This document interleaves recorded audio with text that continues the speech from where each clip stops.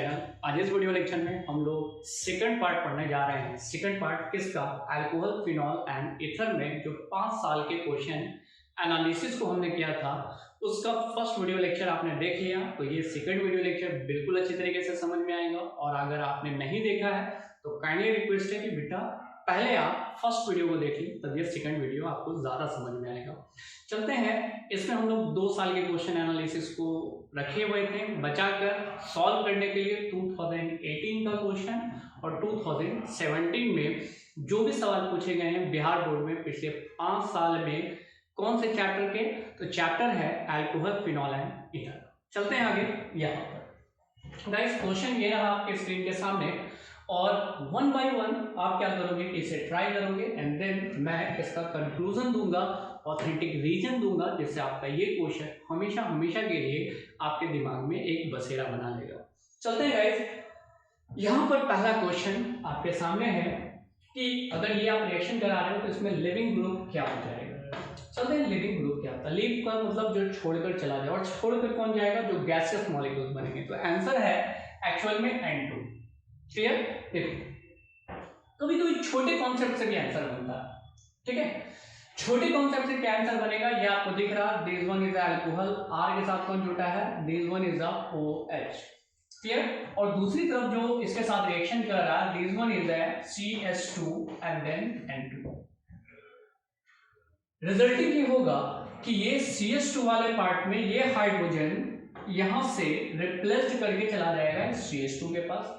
जैसे ही CH2 के पास जाएगा they become CH3 and this CH3 can attack on them and the resulting form is RCH3 और ये आपका बन गया ईथर। ईथर का फॉर्मेशन हो गया। और जैसे ये ईथर बनाया, ये जो N2 ग्रुप है वो निकल जाएगा और N2 किस फॉर्म में निकलेगा? N2 गैस के फॉर्म में निकलेगा। तो ऑब्वियसली है कि लिविंग ग्रुप यहाँ पे कौन हो जाएगा? लिविंग ग्रुप हो जाएगा N2। क्लियर है? चलो इसका स्क्रीनशॉट लेंगे। वैसे आंसर बहुत ज़्यादा दमदार नहीं था, छोटा मोटा था, इतना तो आपको याद ही होगा। इसके बाद वाले क्वेश्चन को आपको समझना, ठीक है। चलो ये आप क्वेश्चन देख रहे हो, P nitrophenol is more acidic then P methyl phenol, why? इस बार के लिए ये क्वेश्चन काफी इंपॉर्टेंट है। जो मैं समझा रहा हूँ इसे आप समझोगे, क्वेश्चन को रट कर आंसर समझ लेना ये इंपॉर्टेंट नहीं है, क्वेश्चन को समझिएगा क्या है। मैं सबसे पहले आपसे बात कर रहा हूँ फिनॉल्स के बारे में, मैं इसे मिटा रहा हूँ और अभी जो मैं आपको समझाने जा रहा हूँ फिनॉल्स के बारे में समझाने जा रहा हूँ। ये है हमारा मॉलिक्यूल जिसे हम कहते हैं फिनॉल, और इस फिनॉल में गाइस यहाँ यहाँ और यहाँ डबल बॉन्ड होते हैं, सही है। फिनॉल्स में अब एक चीज आप याद रखना कि फिनॉल किस नेचर का होता है? फिनॉल एसिडिक नेचर का होता है। एसिडिक नेचर होने का कारण क्या है यहाँ पे कि ऑक्सीजन जो यहाँ पे मौजूद है, इस ऑक्सीजन के आउटर मोस्ट ऑर्बिट में टोटल कितने इलेक्ट्रॉन होते हैं आपको पता है? 6, जो बॉन्डेड होते हैं लाइक दिस, इस तरीके से। ये एक चीज में इन्वॉल्व होता है जिसको हम रेजोनेंस कहते हैं। यहाँ पे पार्शियल डबल बॉन्ड बनाता है। ये पार्शियल डबल बॉन्ड का इम्पैक्ट इसके ऊपर पड़ता है, ये यहाँ, ये यहाँ, ये यहाँ। This is a kind of resonance. इतना टाइम तो नहीं है कि मैं आपको पूरा रेजोनेंस पढ़ाऊं, लेकिन हाँ ये जरूर बता सकता हूं कि ये जो है फॉर्म बना किसका? रेजोनेंस का। और इसी रेजोनेंस के बल पे ये जो हाइड्रोजन इसके साथ अटैच है, ये हाइड्रोजन को इजीली लॉस कर सकता है। और जब ये हाइड्रोजन को लॉस कर सकता है तो they become ionised, that is O, और O के बाद यहां पर कौन आ जाएगा? H+ लॉस हो जाएगा। और इसी H+ का लॉस करना ये कंफर्म करता है कि फिनॉल किस नेचर का है? फिनॉल एसिडिक नेचर का, यार। लेकिन एक बात आप समझेंगे, ये क्वेश्चन सॉल्व नहीं कर रहे हैं, इसे हम समझ रहे हैं। और वो बात क्या है? किसी भी एडिशनल ग्रुप को अगर आपको इसमें जोड़ना है तो आप इससे यहां जोड़ सकते हो, यहां जोड़ सकते हो, या फिर इस जगह जोड़ सकते हो। ये पोजीशन है, रेजोनेंस की वजह से ऐसा डेवलप किया आपने, हमने अपने मर्जी से नहीं बनाया। This position is called ortho and this is called meta. Meta पे नहीं जुटेगा, मेटा पे नहीं जुटेगा। This one is a para. Clear? तो जब ये नेगेटिव चार्ज डेवलप करा तो अगला जो अटैक करेगा that is a positive charge. चाहे हम यहां जोड़ सकते हैं, मैं एक ही चीज सिखा रहा हूं, या यहां ही जोड़ सकते हैं। कहां? चाहे ऑर्थो पे जोड़ सकते हैं या पारा पे। मेटा पे नहीं जुटेगा, ऑर्थो पारा पे क्यों जुट रहा है? जुटने का कारण है गाइस रिजोनेंस, रिजोनेंस की वजह से ये यहाँ पे ऑर्थो पे या पारा पे जुटेगा। ये क्लियर? चलो इसको मैं मिटा रहा हूं, और अब जो मैं बताने जा रहा हूं ये आपका एक्चुअल इन सारे सवाल का जवाब बनेगा। ये फिनॉल है, फिनॉल की एसिडिटी को और आपको बढ़ाना है, और या फिनॉल की एसिडिटी को और घटा देना है। दोनों कंडीशन है, बढ़ाना है या घटाना है। आप एक बात जान लो कि सिंपल है कि NO2 ग्रुप जैसे ऐड करोगे तो फिनॉल की एसिडिटी में इजाफा हो जाएगा, मतलब एसिडिटी और बढ़ जाएगी। कारण क्या है? कारण है कि ये है इलेक्ट्रॉन विथड्रॉइंग ग्रुप, ठीक है।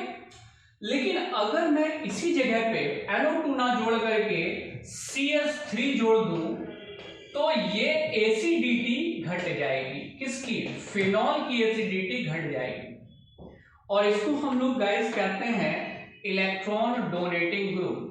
खैर अभी electron donating group, electron withdrawing group इतना डिटेल पढ़ने का अपने पास टाइम नहीं, अपने को शॉर्ट चाहिए, कंक्लूजन चाहिए, आंसर भी चाहिए। और ये कैसे मिलता है? इस दोनों के अलावा किसी से सवाल नहीं रहेगा। आप सिंपल समझो, NO2 ग्रुप जब जब फिनॉल में जुटेगा फिनॉल की एसिडिटी बढ़ जाएगी। फिनॉल एसिडिक है, लेकिन NO2 ग्रुप जुटा एसिडिटी और बढ़ी, और NO2 ग्रुप जुटा एसिडिटी और बढ़ी।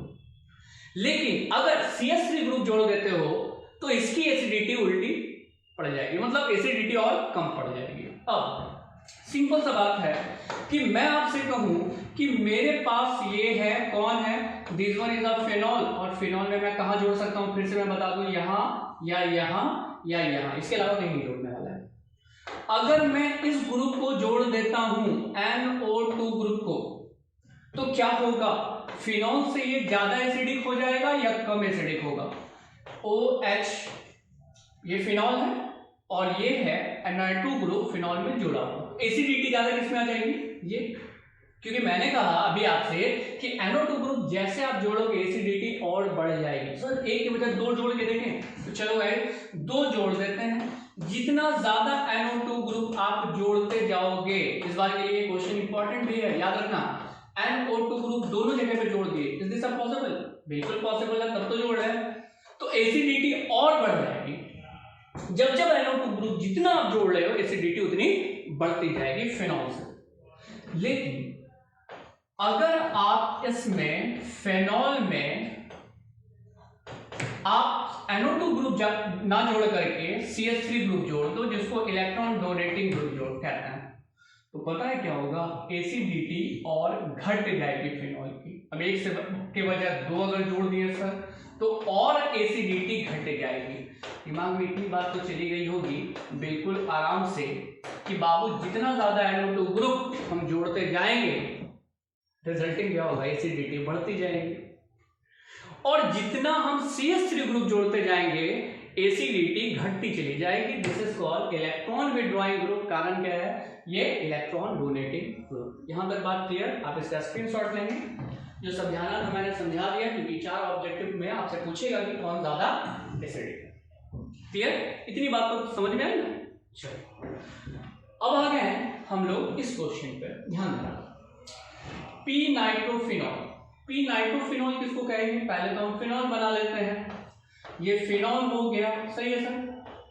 This one is called ortho, Meta and पारा। पारा पोजीशन पे कौन जुटा हुआ? नाइट्रो, तो पी नाइट्रोफिनॉल। ये ज्यादा एसिडिक है, ज्यादा एसिडिक है। किससे ज्यादा एसिडिक हो गया? किससे ज्यादा एसिडिक हो गया? तो ऑब्वियसली है CH3 ग्रुप से। अभी जस्ट मैंने आपको समझाया। अब ये आपसे रीजन पूछ रहा है कि कारण क्या है कि ये ज्यादा एसिडिक हुआ, ये कम एसिडिक हुआ। मैंने अभी आपसे कहा कि ये जो NO2 ग्रुप है ये एक्चुअल में इलेक्ट्रॉन कैसा है? डोनेटिंग, इलेक्ट्रॉन विथड्रॉइंग ग्रुप है, और ये जो है ये है इलेक्ट्रॉन डोनेटिंग ग्रुप। यहां समझना, जो मैं ऊपर समझाने का कोशिश कर रहा हूं, सारा खेल यहां पर इस जगह पे मौजूद है। ये जो बॉन्ड आपको दिख रहा है, ये बॉन्ड में 2 इलेक्ट्रॉन है और हाइड्रोजन है, ये बॉन्ड में 2 इलेक्ट्रॉन है और क्या है, हाइड्रोजन। बात समझ लो, विच ड्राइंग ग्रुप क्या करता है, इलेक्ट्रॉन को अपनी तरफ खींचता है, सही है। अब ये जो रिजोनेंस का इंपैक्ट जो भी यहां से यहां पड़ रहा, वो रिजोनेंस का इंपैक्ट बढ़ जाएगा, किसकी वजह से, NO2 की वजह से। क्यों? क्योंकि इलेक्ट्रॉन विथ ड्राइंग ग्रुप जुटा हुआ, विथ ड्राइंग मतलब अपनी तरफ खींचेगा, किसको, इलेक्ट्रॉन को। ये इसको खींचेगा कि मुझे इलेक्ट्रॉन चाहिए, इससे खींचेगा, ये इससे खींचेगा, ये इससे खींचेगा, ये इससे खींचेगा, ये इससे खींचेगा, और ये इलेक्ट्रॉन को अपनी तरफ खींच लेगा, और ये प्रोटॉन इजीली लॉस हो जाएगा। प्रोटॉन इजीली लॉस हो रहा है और इजीली हो गया, फिनॉल से ज्यादा इजीली प्रोटॉन लॉस कर दिया, तो ऑब्वियसली है एसिडिटी ज्यादा होगी। सेकंड क्वेश्चन में चलेंगे। इस बार जुटा हुआ electron withdrawing group, sorry electron donating group, इस बार ये इलेक्ट्रॉन क्या करेगा, खींचेगा नहीं, बल्कि इलेक्ट्रॉन उल्टा देगा। जब इलेक्ट्रॉन देगा तो ये इलेक्ट्रॉन इससे लेने वाला नहीं, मतलब इससे पहले इलेक्ट्रॉन विथड्रॉइंग ग्रुप जुटा हुआ था जो इलेक्ट्रॉन की जरूरत के लिए बाकी से खींच रहा था, तो ऑक्सीजन इलेक्ट्रॉन को कंप्लीट करने के लिए हाइड्रोजन के पास जो बॉन्ड था उसका इलेक्ट्रॉन ले लिया, हाइड्रोजन लॉस हो गया प्रोटॉन के फॉर्म में। लेकिन इस जगह पे जो CH3 जुटा हुआ है, this is called electron donating group. तो इलेक्ट्रॉन डोनेटिंग ग्रुप क्या करेगा कि इलेक्ट्रॉन लेने के बजाय इलेक्ट्रॉन दे देगा, और जब इलेक्ट्रॉन दे देगा तो ऑक्सीजन फुलफिल होगा और ये इलेक्ट्रॉन हाइड्रोजन से नहीं लेगा, तो हाइड्रोजन यहाँ पे अटैच ही रह जाएगा। तो जब हाइड्रोजन अटैच रह जाएगा तो प्रोटॉन लॉस हुआ नहीं, और जब प्रोटॉन लॉस नहीं हुआ तो एसिडिटी ऑब्वियसली घट जाएगी।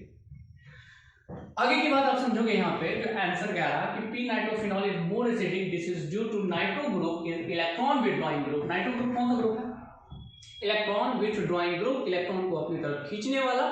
जैसे नाइट्रो ग्रुप इलेक्ट्रॉन को अपनी तरफ खींचेगा, ये इंपैक्ट डालेगा ऑक्सीजन के ऊपर, ऑक्सीजन हाइड्रोजन के बॉन्ड वाला इलेक्ट्रॉन अपने पास रख लेगा और हाइड्रोजन को भगा देगा। हाइड्रोजन भागा, प्रोटॉन भागा, प्रोटॉन भागा, एसिडिटी बढ़ गई। लेकिन सेम केस कहता है which perform the proton loss from the phenol is more easily, while the electron donating group, कौन है electron donating group, methane, behave as less acidic। लेकिन अगर मैं बात करूं CH3 ग्रुप में, तो वो इलेक्ट्रॉन का डिमांड नहीं करता, इलेक्ट्रॉन अपनी तरफ नहीं खींचता, बल्कि इलेक्ट्रॉन दे देता ऑक्सीजन को कि ले लो, हाइड्रोजन से मत छीनो, हाइड्रोजन से छीनोगे तो हाइड्रोजन प्रोटॉन के फॉर्म में लॉस हो जाएगा। लेकिन ये CH3 ग्रुप उल्टा इलेक्ट्रॉन दे रहा है, किसको इलेक्ट्रॉन दे रहा है, उस ऑक्सीजन को जो ऑक्सीजन प्रोटॉन से ले रहा है। लेकिन अब ये प्रोटॉन से लेगा नहीं, क्योंकि ये CH3 ग्रुप ने उसे इलेक्ट्रॉन दे दिया है, और जब ये CH3 से इसको इलेक्ट्रॉन मिल गया है तो ये प्रोटॉन को लॉस नहीं करेगा। क्लियर, यहां तक बात क्लियर है। चलो आगे बढ़ते हैं जस्ट इसके बाद नेक्स्ट टॉपिक को। Write the test which distinguish primary, secondary and tertiary alcohol. किसी एक टेस्ट के बारे में लिखना है जो आपको primary alcohol, secondary alcohol and tertiary alcohol को डिस्टिंग्विश कर सके। गाइस एक टेस्ट नहीं है, यहाँ पे देखा जाए तो 3 टेस्ट है जो आपको अभी मेमोराइज हो जाएगा। पहला ऑक्सीडेशन मेथड है जिससे प्राइमरी, सेकेंडरी, टर्सरी अल्कोहल को डिस्टिंग्विश कर सकते हैं। दूसरा तरीका है आपका ल्यूकास टेस्ट, ठीक है, और तीसरा है विक्टर मेयर टेस्ट। कौन कौन सा टेस्ट, ऑक्सीडेशन मेथड, दूसरा ल्यूकास टेस्ट और तीसरा विक्टर मेयर टेस्ट। ये 3 टेस्ट है जो ये कंफर्म करते हैं कि ये अल्कोहल जो बना है वो प्राइमरी अल्कोहल है, सेकेंडरी अल्कोहल है या टर्सरी अल्कोहल। अब ये तो मुझे बताने की जरूरत नहीं है कि प्राइमरी क्या होता है, वो जो एक कार्बन से अटैच है, जब वो 2 कार्बन से अटैच होगा सेकेंडरी, और जब ये 3 कार्बन से अटैच होगा तो टर्सरी बनेगी। क्लियर, ठीक।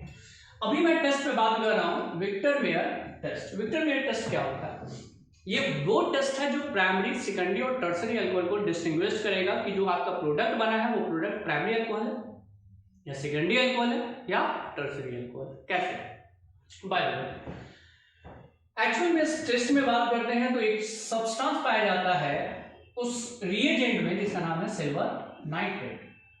सिंपल, अगर आपका प्राइमरी अल्कोहल है, जो प्रोडक्ट आपका प्राइमरी अल्कोहल बना और उसमें इस रिएजेंट को जैसे आपने डाला और डालने के बाद तुरंत आपका कलर डेवलप करेगा। कौन सा कलर डेवलप करेगा, रेड कलर।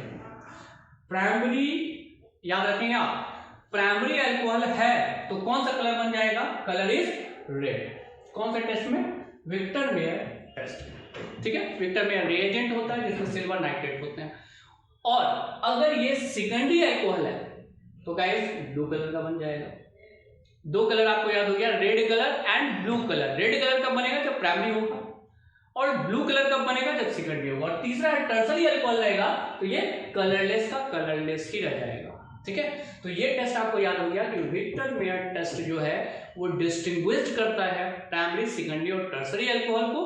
प्राइमरी अल्कोहल होगा तो कलर रेड हो जाएंगे, सेकेंडरी अल्कोहल रहेगा तो कलर ब्लू हो जाएगा, और टर्सरी अल्कोहल रहेगा तो कलर कैसा हो जाएगा? कलरलेस। यहां तक की बात समझ में आ गई। एक और टेस्ट आता है ल्यूकास टेस्ट। कौन सा टेस्ट? Lucas test. उसको भी डील कर देते हैं। बाय द वे हो सकता है किसी किताब में पढ़ा हो तो बोलेंगे सर गलत गलत पढ़ा दिए, दोनों चीज इसमें पढ़ा देते हैं। ल्यूकास टेस्ट, ये ल्यूकास टेस्ट क्या होता है? ये भी डिफरेंशिएट करता है प्राइमरी, सेकेंडरी और टर्सरी अल्कोहल को। अगर प्राइमरी अल्कोहल है आपके पास ल्यूकास टेस्ट में तो नो टर्बिडिटी। टर्बिडिटी क्या होती है?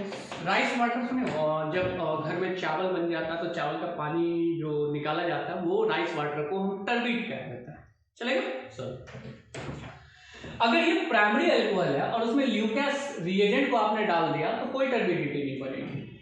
अगर ये सेकेंडरी अल्कोहल है, सेकेंडरी अल्कोहल है तो टर्बिडिटी अपीयर होगी, लेकिन 5 to 10 मिनट्स में टर्बिडिटी अपीयर होगी। लेकिन अगर ये टर्सरी अल्कोहल है और आपने रिएजेंट ऐसे ऐसे डाला और तुरंत टर्बिडिटी अपीयर होगी।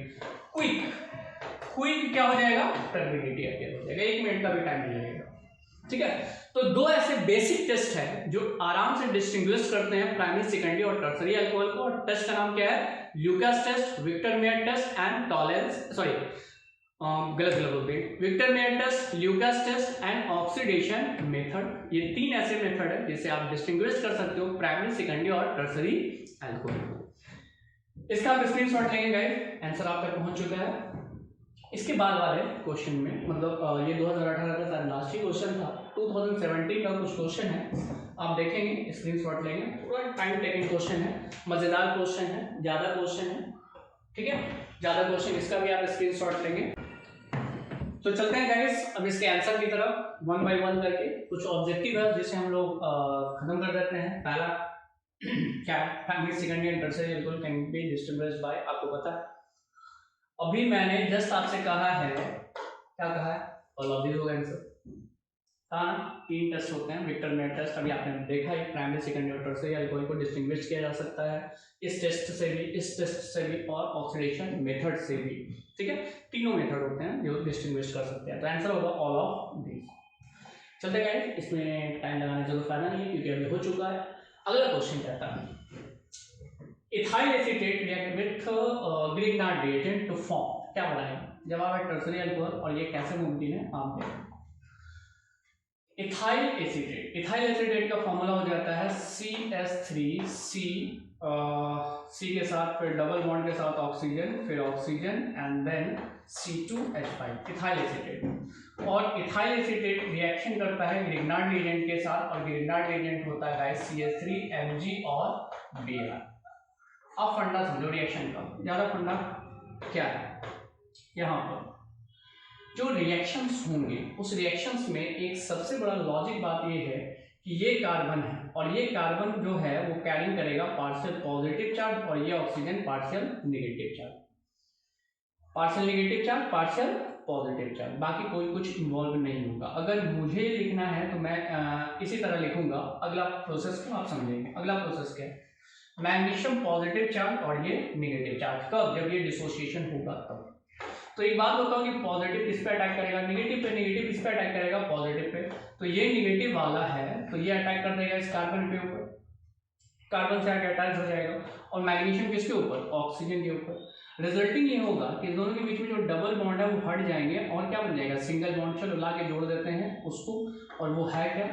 वो आपका है मैग्नीशियम ब्रोमाइड, यहाँ अटैच हो गए मैग्नीशियम ब्रोमाइड MgBr, सही है। और इस जगह पे आगे अटैच हो जाएंगे आपके CH3, ठीक है, और यहाँ अटैच हो गया CH3, सही है। जैसे कि कंपाउंड बनता है, इस कंपाउंड के बनने के बाद थोड़ी देर ये स्टेबिलिटी रहेगी, थोड़ी देर की स्टेबिलिटी के बाद अगला रिएक्शन जो हम लोगों को फिर से कराना होगा वो क्या कराना होगा, इसे भी आप देखें। यहाँ तक हो गया। इसके बाद फर्दर मैं इसे रिएक्शन कराऊंगा एसिड ड्यूरेटेड वाटर से, that is H2O in acidic medium.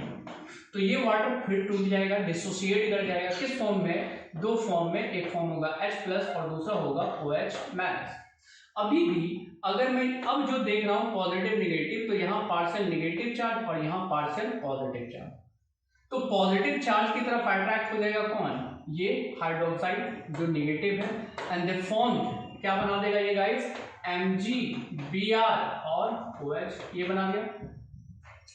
जैसे ये इस प्रोडक्ट में चेंज होगा और इस प्रोडक्ट में चेंज हो जाएगा, तो ऑक्सीजन के ऊपर अब अटैकिंग स्पीशीज कौन होगा? Hydrogen, and they become OH बना दिया। क्लियर?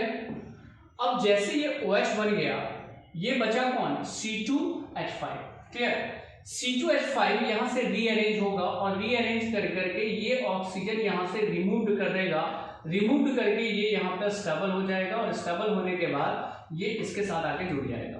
मतलब अगर आप देखो तो 1 कार्बन 2 कार्बन 3 कार्बन, आंसर जो मैं बता रहा हूँ 1 कार्बन 2 कार्बन 3 कार्बन यहाँ अटैच हो गया, तो ऐसे कार्बन को हम कौन सा कहेंगे? टर्सरी। अल्कोहल तो नजर आ ही रहा, this is called tertiary alcohol. Clear? ऐसा क्वेश्चन अब बहुत कम पूछा जाता है, लेकिन पूछा गया से बना दिए, क्योंकि ये जो रिएजेंट का इस्तेमाल किया है, ये रिएजेंट थोड़ा सा टिपिकल होता है इस रिएक्शंस को बनाने के लिए। क्लियर? चलो एक मिनट, मैं यहाँ ऑक्सीजन ही गलत लगा दिया था, ऑक्सीजन यहाँ नहीं लगाना था। चलो सुधार कर लेना, लास्ट तक अगर पढ़ लो। CO लिखना था, मैंने लिख दिया COO, तो CO ऑक्सीजन है ही नहीं, तो ये टर्सरी अल्कोहल बनाएंगे। चलेंगे? चलो ठीक।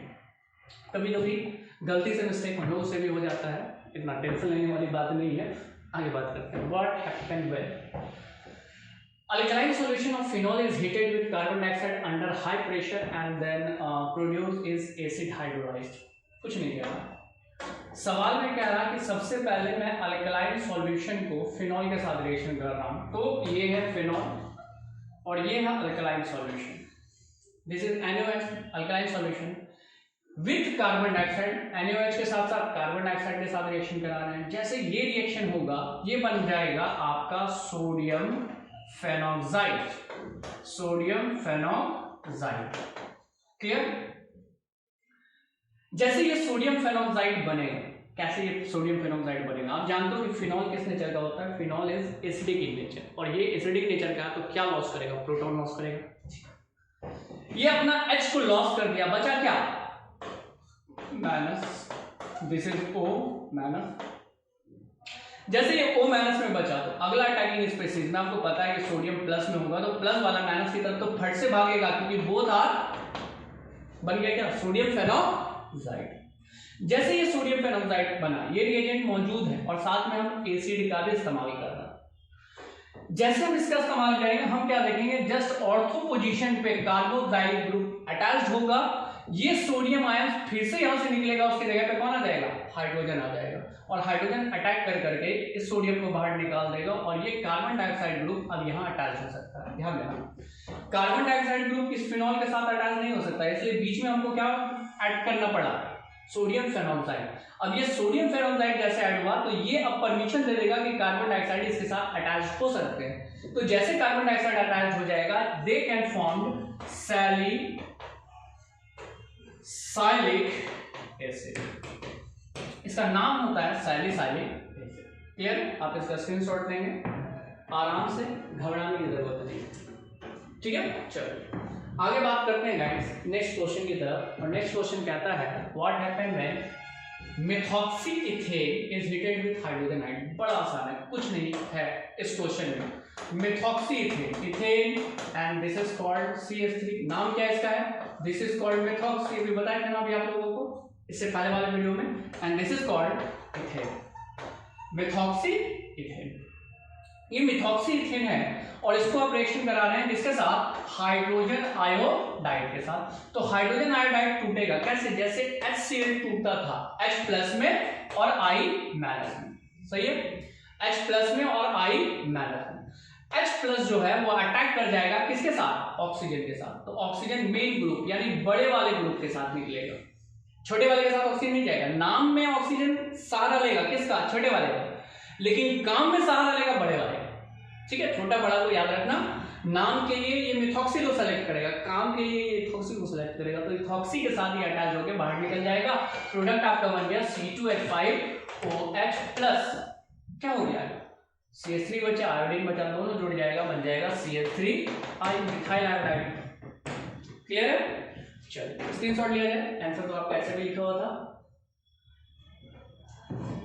अगली बात, नेक्स्ट क्वेश्चन है आपका, what happen when ethanol is heated with Fenton's reagent. Fenton's reagent होता क्या, ध्यान देना, ये एक रिएजेंट होता है जो कराता है ऑक्सीडेशन। लेकिन ऑक्सीडेशन को आप समझेंगे, यहाँ पे बहुत इंपॉर्टेंट है, ठीक है, इस बार के एग्जाम के लिए। अगर आप अल्कोहल ले रहे हो तो अल्कोहल ऑक्सीडाइज करेगा, अल्कोहल ऑक्सीडाइज करेगा, और अल्कोहल ऑक्सीडाइज कर करके बनाता है आपका अल्डिहाइड, और अल्डिहाइड ऑक्सीडेशन करेगा, ऑक्सीडेशन करेगा तो ये बनाएगा आपका कार्बोजाइलिक एसिड। कार्बोजाइलिक एसिड, फिर से मेरी बात समझना, अल्कोहल ऑक्सीडेशन किया, अल्डिहाइड बनाया, अल्डिहाइड ऑक्सीडेशन किया, कार्बोक्सिलिक एसिड बनाया। लेकिन अगर अल्कोहल को डायरेक्ट हम फेंटोज रिएजेंट डाल देते हैं, क्या डाल देते हैं, फेंटोज रिएजेंट, क्या कराता है फेंटोज, तो फेंटोज ऑक्सीडेशन कराता है। लेकिन डायरेक्ट अल्कोहल को ले आकर के डायरेक्ट मिला देगा किसके साथ, कार्बोक्सिलिक एसिड के रूप में चेंज कर देगा। तो देखो यहाँ पे भी वही हुआ है कि फेंटोज रिएजेंट का इस्तेमाल किया गया, क्वेश्चन भी यही कह रहा है। तो ये है अल्कोहल, और अल्कोहल डायरेक्ट कन्वर्ट हो जाएगा किसमें, कार्बोक्सिलिक एसिड में। This is the carboxylic acid. Basic फंडा है बाबू, अगर आपने इस चैप्टर को एवरेज भी पढ़ा है तो इसका आंसर बनाने में आपको कोई दिक्कत नहीं होगा, clear. And this is the alcohol, alcohol है और क्या, कार्बोक्सिलिक एसिड में कन्वर्ट हो जाएगा, किस रिएजेंट से, फेंटोन्स रिएजेंट से, जो ऑक्सीडेशन कराता है। अब सिंपल सा बात है, अल्कोहल ऑक्सीडेशन करेगा, अल्डिहाइड बनेगा, अल्डिहाइड ऑक्सीडेशन करेगा, कार्बोक्सिलिक एसिड बनाएगा। लेकिन याद रहे यहाँ पे कौन सा alcohol, primary alcohol, clear. Secondary alcohol में प्रोडक्ट कुछ अलग बनेंगे, लेकिन ये प्राइमरी अल्कोहल की बात हो रही है, ठीक है। इसका स्क्रीनशॉट लेंगे गाइस, आगे बढ़ते हैं नेक्स्ट क्वेश्चन की तरफ। थर्ड क्वेश्चन हो गया, आई होप सो कि इसके बाद व्हाट हैपेंड व्हेन वाला क्वेश्चन बचा हुआ। 3 क्वेश्चन ये भी है, बड़ा इजी वे में हम लोग इसको भी सॉल्व करेंगे, देखते हैं। What happened when propene is passed into concentrated sulphuric acid and the product boiled water, क्या है। इस रिएक्शंस को पढ़ने से पहले आपको एक रूल याद रखना पड़ेगा, this is called Markovnikov rule. First chapter में आपको पढ़ना था मार्कोनिफ रूल, मारने वाला रूल नहीं, मारने वाला रूल नहीं है, साइंटिस्ट का नाम पड़ा है मार्कोनिफ रूल, इसलिए इसको फॉलो करता है। ये मार्कोनिफ रूल में है क्या, मार्कोनिफ रूल में सिंपल सा बात है, आप यहां समझो CH2 डबल बॉन्ड CH2, और हम जो रिएक्शन करा रहे हैं वो HCl के साथ रिएक्शन करा रहे हैं। अब सिंपल सा फंडा दिमाग में गया, आंसर बन गया। क्या कहते हैं, हाइड्रोजन इसके साथ जुड़ जाएगा, क्लोरीन उसके साथ, चलो एक्सचेंज भी कर सकते हैं, कोई दिक्कत वाली बात नहीं। हाइड्रोजन उसके साथ जुटेगा, क्लोरीन इसके साथ, और ये डबल बॉन्ड कितने बॉन्ड में चेंज हो जाएगा, सिंगल बॉन्ड में। मैंने क्या कहा, एक हाइड्रोजन इसके साथ जोड़ दे, क्या बन गया CH3, डबल बॉन्ड कितने बॉन्ड में, सिंगल बॉन्ड में, फिर क्या हो जाएगा CH2, और इसके साथ कौन आ जाएगा Cl। यही चीज है मार्कोनिफ रूल में, प्लस वाला और माइनस वाला, और ये डिसोसिएट करेगा H+ और एक X माइनस, एक में X में जोड़ देंगे, एक में H जोड़ देंगे, डबल बॉन्ड कितने बॉन्ड में, सिंगल बॉन्ड। तो सर यहाँ तो मार्कोनिफ रूल बता रहे हैं आप, यहाँ कैसे करेंगे, देखो आप यहाँ पे सल्फ्यूरिक एसिड लिया गया, एसिड लिया गया, तो एसिड क्या करेगा, वाटर को तोड़ देगा, कैसे तोड़ देगा, H+ में OH माइनस, हाँ यहाँ पे ध्यान दो, यहाँ पे है CH3 CH double bond CH2, hydrogen इस CH3 के पास अटैक करेगा OH इसके पास, और इसी को मार्कोनिफ रूल कहते हैं। डबल बॉन्ड कितने बॉन्ड में चेंज कर देना, सिंगल बॉन्ड में, ध्यान दो। रिजल्ट आपका बन गया CH3C और क्या H, और इसके ऊपर क्या जोड़ देंगे OH, और यहाँ पे आके ये जुड़ जाएगा CH3। सर थोड़ा थोड़ा नहीं, कंफ्यूजन को बिल्कुल अपने वर्ड्स दिमाग से दूर रखना है, खासकर इस चैप्टर में। क्या है मार्कोनिफ रूल में, एक बात आपको याद रखना है कि हाइड्रोजन जो जुटेगा यानी एडिशन जिस हाइड्रोजन का होगा वो उस कार्बन के साथ होगा जो एटलीस्ट डबल बॉन्ड होना चाहिए। तो सर डबल बॉन्ड ये भी है, डबल बॉन्ड ये भी है, चलो पहली बात तो आप सही समझ गए कि हाइड्रोजन उसी कार्बन से जुटेगा जिसमें डबल बॉन्ड, दूसरी बात, उस डबल वाले कार्बन में सबसे ज्यादा जिस पे हाइड्रोजन होगा उससे अटैच होगा, तो हाइड्रोजन इसके साथ अटैच हो गया, they become CH3 and OH इसके साथ अटैच हो गया, बन गया क्या CH2। एक फंडा और देखो मैं क्या समझा रहा हूं फिर से, ये CH3 है, ये CH है, 2 थोड़ा और लंबा कर देते हैं, CH डबल बॉन्ड और ये CH क्या है 2, और मुझे इसको रिएक्शन कराना है वाटर को with acid related water H+। तो ये इसका H+ का मतलब ये हुआ कि वाटर टूटा H+ में, OH माइनस में। तो इस दोनों को जो ऐड करना है, एक को इस कार्बन में, एक को इस कार्बन में, इधर कुछ नहीं करना, ये वैसे का वैसे है, लेकिन हाइड्रोजन को उसके साथ जोड़ना है जहां ज्यादा नंबर हाइड्रोजन है, तो ज्यादा नंबर हाइड्रोजन इसके पास है और कम नंबर इसके पास है, तो लाकर जोड़ देंगे। बाकी इधर वाला वैसे ही कॉपी पेस्ट मार देना, CH2 CH3, तो आपका रिजल्ट हो जाएगा यहाँ OH आ जाएगा और यहाँ क्या हो जाएगा CH3, right answer secondary alcohol. अब ऊपर आप ध्यान दो, ये जो क्वेश्चन मैंने लिख रखा है, इस क्वेश्चन में क्या कह रहा, CH3 CH double bond CH2 और वाटर में सल्फ्यूरिक एसिड ले रहा, मतलब एसिड ले रहा, तो ये वाटर टूट जाएगा H+ में, OH माइनस में। इसको तो आप भूल जाओ क्योंकि इसमें डबल बॉन्ड है भी नहीं। अब आ जाओ, हाइड्रोजन किस पे अटैक करेगा, कार्बन के ऊपर, कौन सा कार्बन, तो डबल बॉन्ड होगा, और डबल बॉन्ड में भी किसके पास, जिसमें ज्यादा हाइड्रोजन होगा, and the hydroxide group is attached on them and the product is CH3 CH OH single bond और ये CH3। एक दो बार प्रैक्टिस करोगे तो खुद ऐसे समझ जाएगा। चलेगा गाइस, समझ गए हो। सेकंड क्वेश्चन को आपको खुद से बनाना, क्लियर, कैसे, ध्यान रखना। सेकंड क्वेश्चन आपको देखा, ethene is pass into concentrated sulphuric acid and the product is boiled water, मतलब क्या कह रहा है, इथीन कंसंट्रेटेड सल्फ्यूरिक एसिड फिर से ले लिया, ये बनाना तो बड़ा आसान है, बनेगा, चलो बन जाएगा।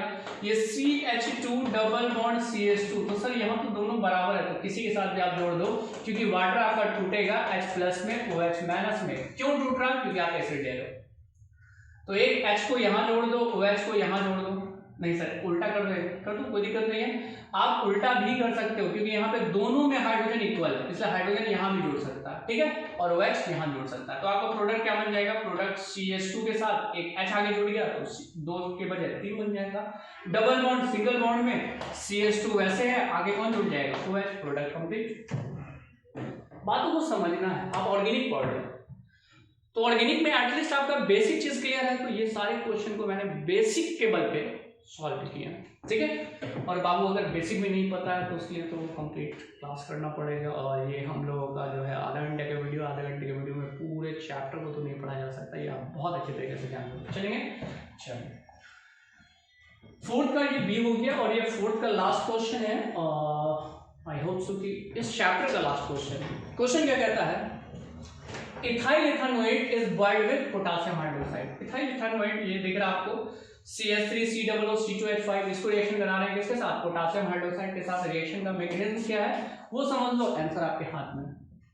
सबसे पहले आप ये देखो, ये CH3 C double bond O और O और क्या C2H5, जैसे मैं इसे पोटेशियम हाइड्रोक्साइड के साथ रिएक्शन करूंगा, ये हाइड्रोक्सिल ग्रुप अटैक करेगा इसके साथ C2H5 के साथ, and the product is C2H5OH, और जो पोटेशियम वाला पार्ट है वो आके इसके साथ जुड़ जाएगा, and the product is CH3 COO और क्या K। थोड़ी सी घबराहट को कम कर लो, क्योंकि ये वाला जो क्वेश्चन हम लोगों ने अभी सॉल्व किया है, कौन सा, व्हाट हैपन व्हेन, क्या होता है जब, इस तरह के क्वेश्चन अभी के टाइम में कम पूछे जाएंगे, लेकिन हाँ आप सीख चुके हो तो इसमें कोई दिक्कत नहीं है, बहुत आसान चीज था। आज का हमारा वीडियो लेक्चर यही खत्म होता है, नेक्स्ट वीडियो में फिर से मिलते हैं नए चैप्टर को लेकर के, और वो चैप्टर है aldehyde, ketone and carboxylic acid, जिसे कार्बोनाइल कंपाउंड कहते हैं। तो आज के लिए guys thank you and bye.